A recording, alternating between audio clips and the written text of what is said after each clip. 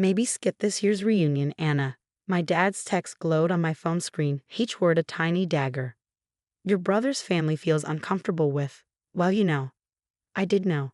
I made things awkward by not fitting into their perfect family narrative. At 32, I was the unmarried daughter who chose a creative career over the family's precious medical legacy, the black sheep who dared to be different. Your mother and I think it's best, another text followed, just until things settled down. We don't want any tension during the photos. I stared at my reflection in my apartment window, the Seattle skyline twinkling behind me. 5 years ago, their words would have crushed me. Now, I felt something different, a mix of amusement and satisfaction. If they only knew what I'd been working on this past year. Okay, Dad, I understand completely, I replied, watching three dots dance as he typed his response. That's my girl, always sensible. We'll FaceTime you during the reunion. I smiled, thinking about the manuscript sitting on my desk, the one that had just been accepted by one of the biggest publishing houses in the country. The one that would be released exactly 2 days before our family reunion. My phone buzzed again, this time from my brother James. Hey sis, no hard feelings about the reunion, right? Karen just thinks it's better if we keep things harmonious. The kids are at an impressionable age. Karen, my sister-in-law, the perfect doctor's wife who'd given my parents the perfect grandchildren and maintained the perfect family image. The same Karen who'd spent years making subtle digs about my hobby writing and my alternative lifestyle choices. No hard feelings, I texted back. I'm actually quite busy that weekend anyway. Busy was an understatement. I'd be on a national morning show discussing my book, a memoir about growing up in a family obsessed with appearances, about breaking free from toxic expectations, and about finding success on your own terms. My editor had called it brutally honest and refreshingly real. The advance reviews were already creating buzz in literary circles. A stunning debut that peels back the layers of family dysfunction with surgical precision, one critic wrote. The irony of that medical metaphor wasn't lost on me. I walked to my desk, running my fingers over the final proof copy, The Perfect Image, a memoir of breaking free by Anna Chin. My family didn't know I'd been writing it. They didn't know about the book deal, the upcoming publicity tour, or the film rights already being discussed. They'd spent so long dismissing my writing as a hobby, they'd never bothered to ask what I was working on. Even when I quit my corporate job last year to focus on my writing, they just sighed and asked when I was going to get serious about my life. My phone lit up with a message from my mother. Anna, dear, I know you're disappointed about the reunion, but try to understand. Your choices, they just don't align with our family values. Maybe if you follow the path we laid out for you. I left her message unread. Instead, I opened my laptop to check the morning show schedule. I'd be on right after the weather report, prime viewing time. The same time my family usually had their morning coffee. The same coffee shop where Karen held court every morning with other doctors' wives, the TV always on in the background. The same time my parents religiously watched their morning news while preparing for their day at the hospital. My phone buzzed again. This time it was my agent. Advance copies are being sent to major reviewers tomorrow. Your family hasn't gotten wind of this yet. No, I replied. They're too busy planning their perfect family reunion. Well, they're in for quite a surprise. The publisher wants to push up the release date by a day. That okay? I thought about my family gathering, about the carefully orchestrated photos they plan, about Karen's smug smile as she played the perfect daughter-in-law. Perfect, I typed back. Absolutely perfect. I poured myself a glass of wine and walked to my window, watching the sunset paint the sky in brilliant oranges and pinks. In just a few weeks, everything would change. My story would be out there. Not just mine, but the story of every person who'd ever felt suffocated by family expectations. My phone buzzed one final time. A group text from Karen to the family. Just finalized the reunion schedule. Matching outfits for the photos, formal dinner, and Dad's speech about the Chen medical legacy. This year will be perfect. I raised my glass to the Seattle skyline. Yes, Karen, I whispered. This year will be absolutely perfect. The morning of my book release, I sat in the green room of the National Morning Show, watching the makeup artist add final touches. My phone had been buzzing nonstop since midnight when the first online reviews dropped. I turned off notifications from my family members, but my agent kept forwarding me screenshots of their frantic messages in various family group chats. Is this some kind of joke? Has anyone actually read this? Anna, what ADV do you want? Karen had apparently discovered the book during her morning social media scroll.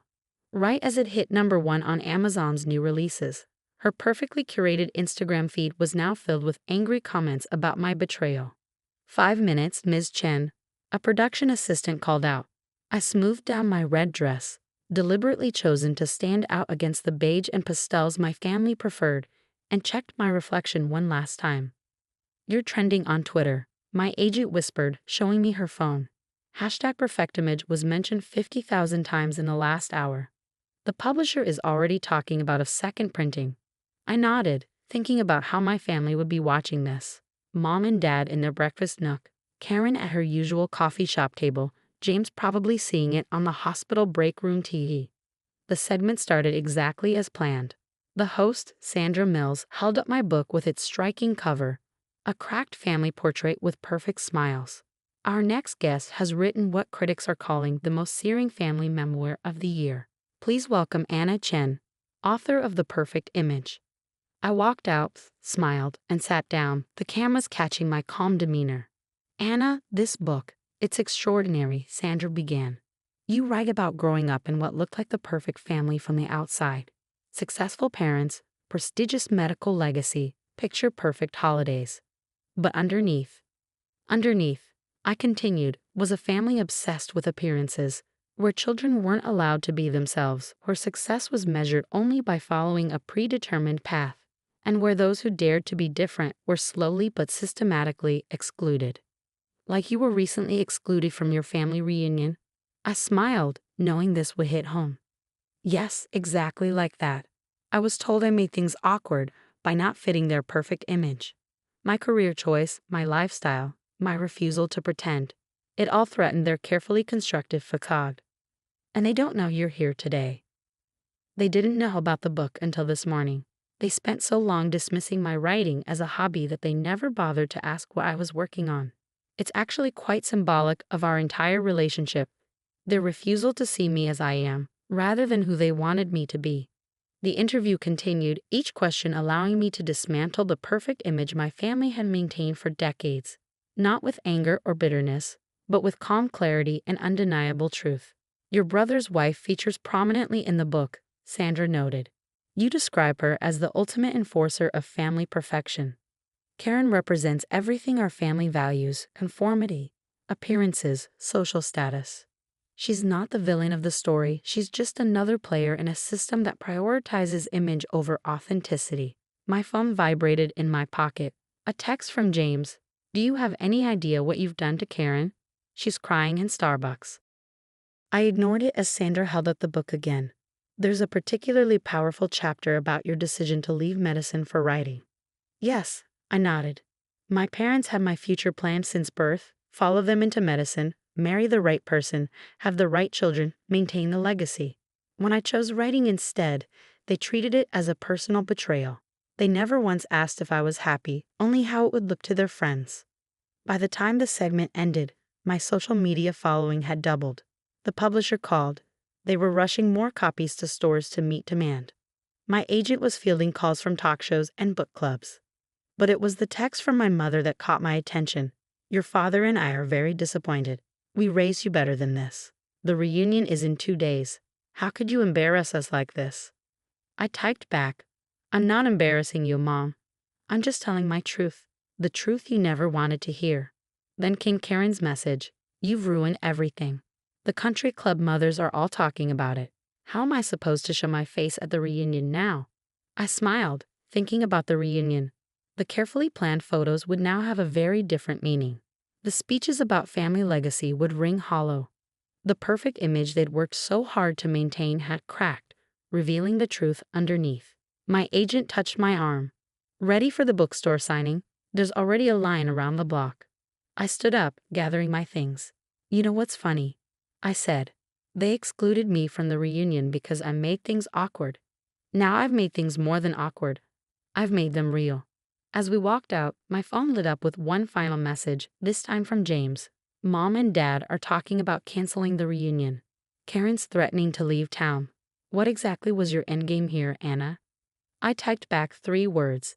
just being authentic. Then I walked out to meet my readers, leaving the perfect image behind. The day of the family reunion arrived with a thunderstorm, nature providing the perfect backdrop to the chaos I created. My social media was flooded with messages from readers sharing their own stories of breaking free from family expectations.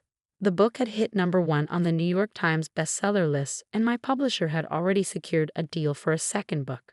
I sat in my apartment, watching the rain against my window, when my phone rang. It was my grandmother, the only family member I hadn't written about in the book. She'd always been different, quietly supporting my choices while maintaining peace with the rest of the family. "The house is in absolute turmoil," she said, amusement clear in her voice. "Your mother's locked herself in her room, Karen's threatened to move to another state, and your father keeps muttering about damage control. But I have to tell you something, Anna." I held my breath, waiting for disappointment or criticism. "I'm proud of you," she continued. "Someone needed to crack that perfect facade. We've all been suffocating under it for too long." Tears welled up in my eyes. "You're not angry about the book?" "Angry? Darling, I bought 10 copies and gave them to my bridge club. We've been discussing it all week." Margaret Johnson finally admitted her son's business trip was actually rehab. It started quite a revolution among the country club set. I laughed, imagining the ripple effect throughout their social circle. Then my grandmother's tone turned serious. "They're still having the reunion, you know. Your mother refuses to cancel, says it would only confirm everything you wrote.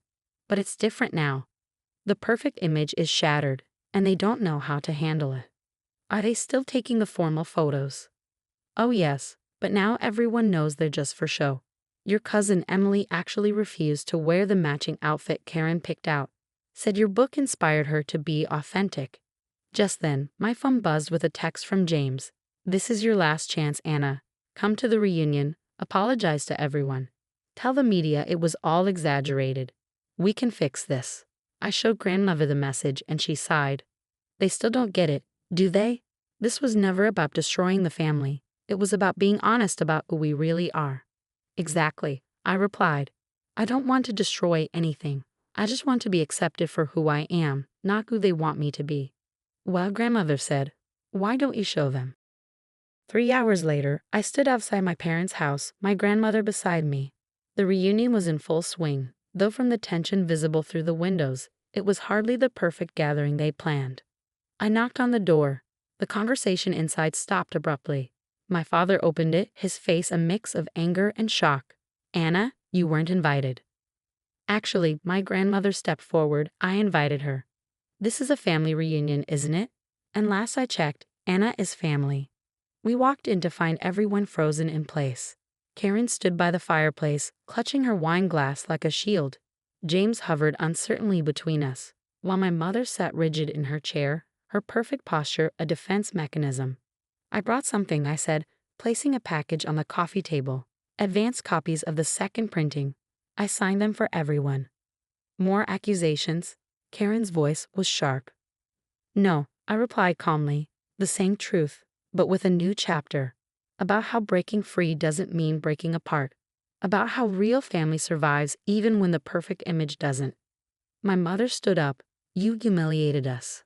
Everyone's talking about it." "People were always talking, Mom. The difference is now they're being honest. Like Margaret Johnson discussing her son's rehab. Like cousin Emily choosing her own clothes. Like me, writing my truth." "Your truth?" My father scoffed. "What about our truth?" "Dad, your truth was suffocating everyone. Look around. Has maintaining the perfect image made anyone actually happy?" The room fell silent.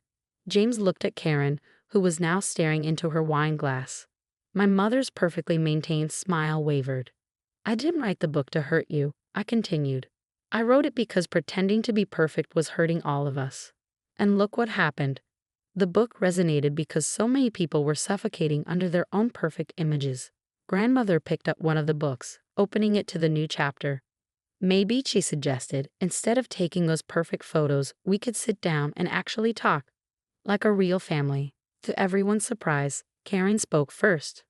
"I read the book," she admitted quietly. "All of it. And you weren't wrong. About any of it. Even about me." The perfect image cracked a little more, but something real began to shine through the fragments. James sat down next to me. Mom's posture relaxed slightly. Dad loosened his tie. So I said, should we take that family photo? This time with everyone just being themselves. The resulting picture wasn't perfect. My red dress stood out against their pastels. Karen's smile was genuine, if tearful. James had his arm around me instead of standing stiffly. Mom and Dad looked less posed, more human. Grandmother beamed from the center. It wasn't the perfect image they'd planned. It was better. It was real.